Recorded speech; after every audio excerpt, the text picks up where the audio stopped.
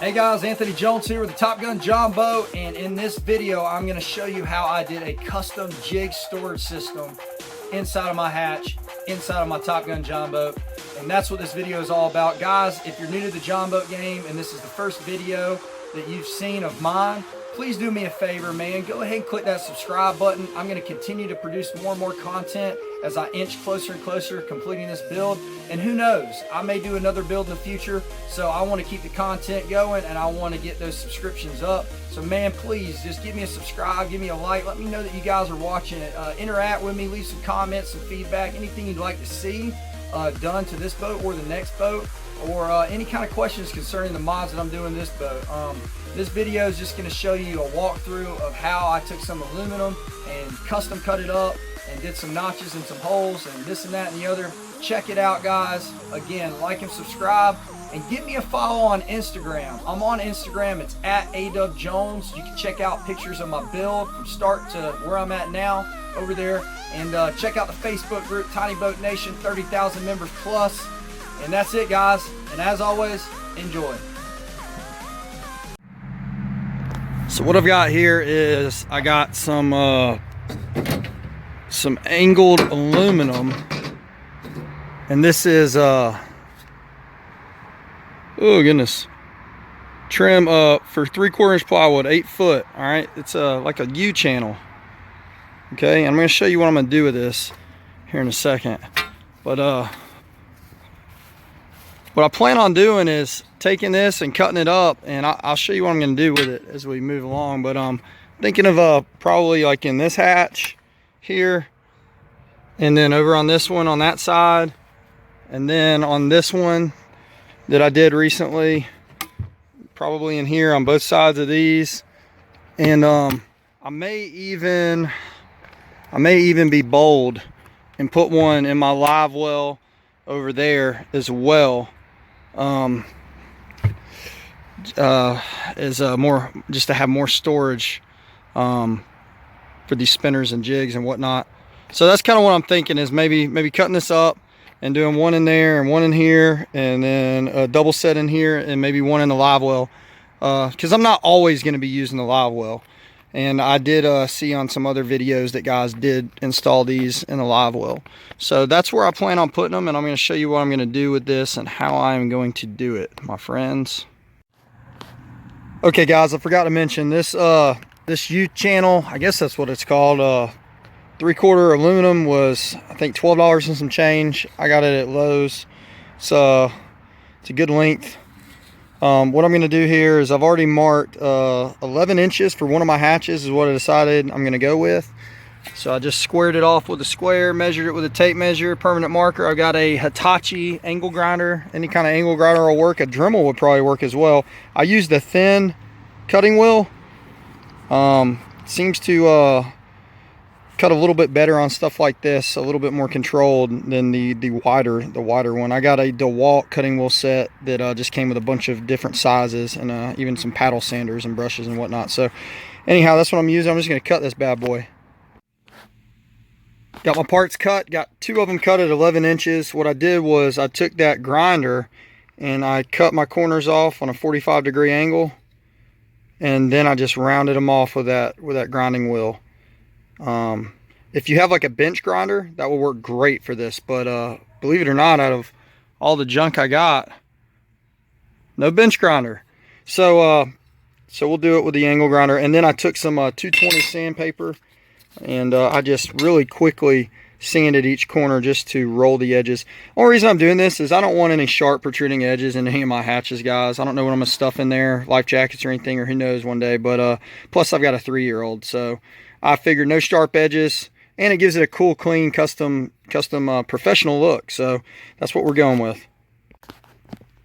Okay, what I'm doing here is I'm taking my 11-inch piece and I'm going to lay it down. I'm going to mark every inch. That's where I'm going to put my holes.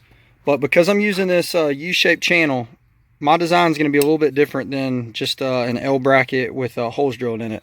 I think that works fine. It works great, but I wanted to do something a little bit different. So this is kind of what I'm doing is I'm marking out everything at 1 inch. All right, and then I'm drilling a hole in the center, okay, of my bracket here, just eyeballing it. I'm using a 1/8 inch 1/8 inch drill bit, and I'm coming back on my mark here. I'm taking that angle grinder and I'm just notching a notch out like so. And that the angle grinder, the small bit that I've got, or small cutoff wheel I've got on it, is almost the exact same size as a 1/8 hole for the drill bit, if you could see that. And this is kind of what I'm doing here, and why. What it's going to do is it's going to allow me to mount this in, and it's going to lock in. See how that does that? So that's what I'm aiming for. So when the hatch is open, it's going to sit like this. All right, and when it's closed, it's going to do that. Okay? And I don't know why my phone is not focusing very well here. But so that's what we're doing. All right, so I'm going to continue cutting, and I'm going to show you a finished product here when I'm done. Okay, so this is it here. I've drilled all my holes, as you can see. Then I came back and I drilled a 1/8 inch hole through the end, straight through the top and the bottom. All right, and that's going to allow access to put a screw in. And I came back, I believe, with a 9/16 bit and drilled that upper, this hole here, bored that out. That way I could fit a drill bit with my drill through this upper section to tighten that screw on that back section. Otherwise, I would have had to notch this and then slide it in and tighten the screw somehow. So that's how I came up with that idea. And everything's notched out. You'll see, like, it's a little bit rough around the edges. So what I'm going to do is I'm going to sit down over here, and I'm going to take this little mouse palm sander that I've got. And I think any kind of sander or just sandpaper would work. But I think this is 220, and or might be 180. But regardless, I'm just gonna knock off some of these edges and lightly sand the bottom of this to smooth it out and give it a more professional look. Okay, guys, got it all sanded. I actually kind of liked the look it gave it. It gave it more of like a flat look, more like a brushed look. So we're just gonna roll with that, man. I'm not gonna polish it out or anything. I'm just gonna roll with that, and I'm gonna mount it underneath my hatch. I'm gonna need one more, and you need this other one, and then I'm gonna get it all mounted up, and we'll see how it looks. There we have it. I've got two. I really like the look of these things, guys. I'm gonna go ahead and install them in my hatch. Okay, before I install these, I do want to show you what I'm using here. I'm gonna use number 6 1/2 inch pan head style stainless steel screws. Got these at Lowe's. I think they're like, I don't know, $4 maybe, somewhere around there, under 5. Anyhow, I'm going to use these, but here's the issue that I've talked about in some of my other videos. 1/4 inch plywood decking, guys, on that hatch. All right, so with a 1/2 inch screw, as you can see, holding it in place, going through that, it's actually going to probably go, it's going to be tight. It may go all the way through my hatch. So I'm going to have to use some sort of a washer here. And I think what I'm going to use is I've got these, been using these in the build. They're just assorted washers, and but they're like a plastic. And so I think I'm going to use something maybe about this size just to space that screw out a little bit more. So maybe about 1/4 of an inch of it can grab that lid without going all the way through. So I just want to show you that. That's what I'm using. All installed.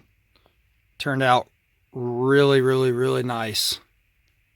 I love the way it looks, and let me show you how that worked with that hole. That allowed me to slip this through here like so and attach my screw. I used those nylon washers to space my screw out enough so I wouldn't penetrate through the wood through the other side of the carpet. So I was able to use a 1/2 inch screw.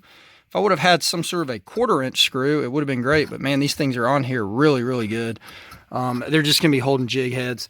I will show you that I've got a spinner bait up here, and I did run into a little bit of a problem because this hatch is so small. The spinner bait deal is not gonna really work out. So this thing will be used for chatterbaits or jig heads. And it's gonna work out just fine. So I'm gonna throw some jigs on. I could hold up to 20. So let's throw some jigs on and I'll show you how it operates. All right, I installed 10 jigs and chatterbaits on this. Obviously it'll hold 20 comfortably. I'll show you here. You could see, I mean, you could just go 10 all the way down. I just kind of had them evenly spaced out.